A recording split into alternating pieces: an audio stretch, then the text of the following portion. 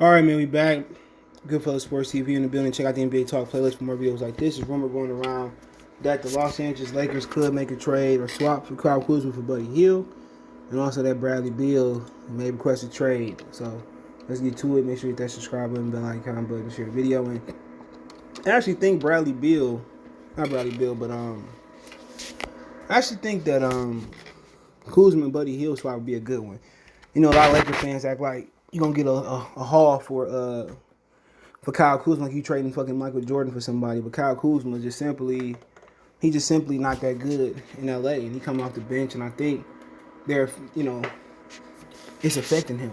Okay, I really do think it's just affecting him playing there, but with Frank Vogel, man, I just think he would demand more out of Kyle Kuzma, especially with Kyle Kuzma playing with LeBron.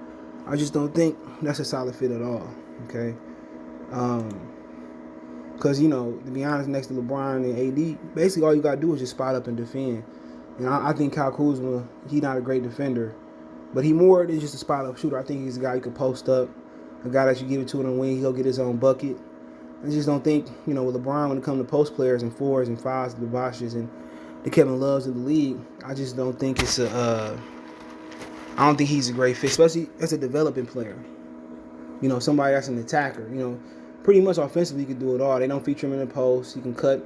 He can slash. He can spot up, but spot up is just ain't his thing. He's one of those rhythm guys. And one of them guys, you get a ball, he get a shot, dribble, get a shot, and then he start to heat up. And right now, for him just to spot up, and you ask him to be a 3-and-D guy, it's just not a great fit. And people forget Dwayne Wade had to take a step back to allow LeBron to be who he is. So, when you playing with a guy that's just gonna spot up and shoot, or you gonna cut to the rim, I think Kyle Kuzma a lot more. But it says that the Lakers reportedly are looking to add talent around LeBron and Anthony Davis.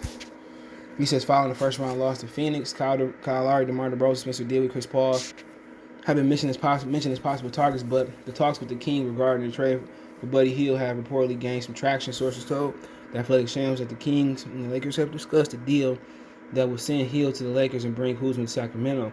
Hield, 28 years old, I didn't know he was that old, averaged 16.6, 4.7 rebound, 30.6 assists last season. He shot the ball 40% from the field and 39.1% from three-point range, down from 43% in 17-18 and 22.7 from 18-19. He was entering the second year of a 4-year, $86 million contract he signed in 2020. He is owed 22.5 in 2021-2022, 20.5 in 2022-23, and 18.6 in the final year of his deal. Kuzma, 26 years old, averaged 12.9, 6.1 rebounds last season. He had his two best seasons under Kings coach Luke Walton, who he played for in 16-19. So he averaged 16.16. Yeah, he's rookie. So, he averaged a career high 18.7 and 5.5 rebounds and 2.4 assists in 18-19. So I think this would be a great fit. I mean, because this is what I'm talking about Sacramento for a second. With Sacramento, the problem, Marvin Bagley ain't panned out. So that's the big problem. Marvin Bagley ain't did his thing, and I think Kyle Kuzma could come in at the 3 or the 4 and give them instantly help offensively. You look at that team, De'Aaron Fox, Tyrese Haliburton, Hassan Whiteside was playing in the middle. They ain't got a guy that can get his own shot. That's the biggest issue. Other than De'Aaron Fox, Haliburton is a creator and a shot taker.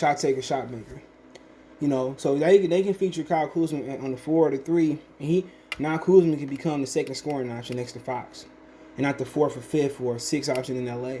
I think that's where it helped. And I think also to help them to post Kuzma up, play him in the high post, pick and roll, pick and pop. Let him isolate, get his own shot. So I think that's a good move for him. He ain't got to leave the great state of California. I think it's ideal for him. And in Sacramento, I think the great thing about Sacramento is, with adding Haliburton, he's a great defender. The biggest question with Fox and Kuzma, can they defend? And if they can't defend, they're going to have to go out there and find somebody, a young guy like Mitchell Robinson, James Wiseman, that's going to respect the bucket. And then they got to find another defensive specialist like a Draymond Green to really help them out. But right now, Sacramento lacks depth. Even if they make the trade, they lack depth. And they lack defense. And that's the biggest issue. So they got to bring in people who can come in and defend. That's the biggest thing. They got to find guys who come in and defend and develop Kuzma and Fox and all those guys. But but for the Lakers, getting Buddy Hield is perfect. They've been shopping Kyle Kuzma and Kyrie. They said to every damn team down there. So you look at Kuzma. You look at bringing Buddy Hield in. Instantly, you get a knockdown shooter in his prime, who gonna get shots that he never got in Sacramento. He's gonna get wide open shots with LeBron and AD sucking, and all he got sucking the defense in, and all you gotta do is knock him down. That's it. He's gonna get shots that he never got since college. We haven't seen since college, and that's gonna be the positive thing about him is getting the shots that he hasn't got since college. Okay, so as far as defender and doing everything else, he's brought there to be a knockdown shooter, nothing more, nothing less, and a willing defender. All right, so that's interesting. Moving on, Bradley Beal considering trade requests before the draft. It says he knows that he has to make a decision for the draft. One source said with direct knowledge of Beal thinking told Bleacher Report for the past year, people familiar with Beal's dedicated relationship to the Wizards have consistently rebuffed the notion he had interest in playing elsewhere. Yet, a second source close to Beal, when contacted by Bleacher Report, confirmed the situation is now fluid. Beal is the guy right now. Once the general manager said the one guy who could be available and could help you win the whole game. I think that's what Beal did. For the Lakers, Beal would be an upgrade over Beal. But he's an okay player, but Pascal Siakam being on the move, Damian Lillard possibly being on the move. They're talking about him going to Boston. That's where he wants to go, is to Boston. But that's not what Boston need though. It's Golden State being interested. Maybe the Hawks being interested, they saying. But out those teams, honestly, probably Golden State would be the best fit for him. The Hawks got Hunter, he get healthy, and Radish. They provide more length and defense as far as length, but him going to Boston. Come on, man. They need a facilitator. Not another person that's going to jack up spots. You got scores. They could use a shooter, but I don't know, man. They need somebody that can make the game easier for Brown and Tatum. But they also could use Beal too, with them possibly losing Marcus Morris. But for Beal, that's if that's where you want to go, that's where you want to go. You can't knock it. But even he go to the Hawks. The thing about them, I guess they can move Hunter to the 3. I think Hunter pay the 3. They bring Beal in, but for them, I just think developing Hunter and Cam Reddish is the key for them. I don't think Beal gonna bring a championship. I don't think he that type of difference maker. He gonna get Atlanta over the hump because he's gonna be more dangerous. I think for Atlanta, you could cash out Hunter and Reddish right now. I think Washington Tech, you bring Beal in. I just don't. Him and Trae Young would be a nice backcourt, but Trae Young, being shorter, that's why they got Hunter and Reddish who can switch and lock down bigger guards and that type of nature. But it's on them. It's on them, man. So quite frankly, man, I think Beal to Golden State at work.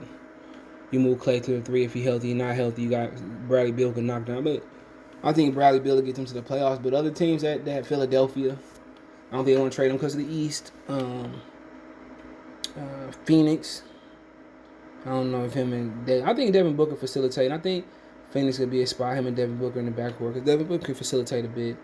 LA would be a good fit. Dallas would be a fit. But I think for him, man, probably Boston. Even though I don't like the fit, Boston or Philadelphia, the Hawks. What if Brooklyn want to give up on Kyrie? Maybe something of that nature. But I don't look at Beal like everybody else. I look at him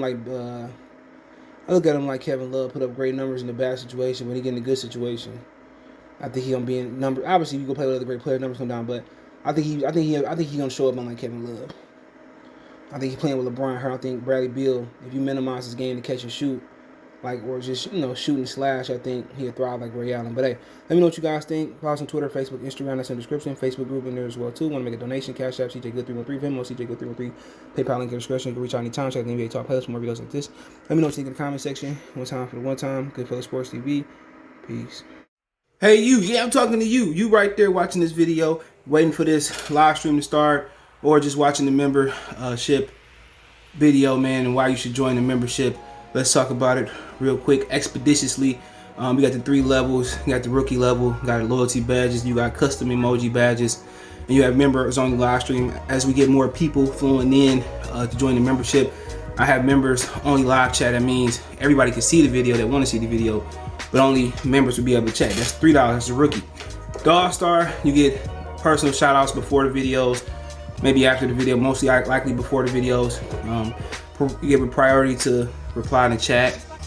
So as soon as I see you, I reply before anybody else. Get early access to pretty much all my non-boxing videos there, $10 a month. Then we got the boxing pound for pound superstar for all my boxing boys and gals out there. Get early access to prediction and most of our boxing content, virtual video collaborations, and open debate. So, if you want to pre-record or go live and debate me for a whole video, you got early access to new videos, some of the videos in the All-Star as well too, and priority reply in the comments. So I see in the comments you get priority reply. Instantly that's $20 a month. So let me know what you guys think. Don't have a Patreon no more, so here's where you're gonna get some of that exclusive content I used to have on the Patreon. Peace.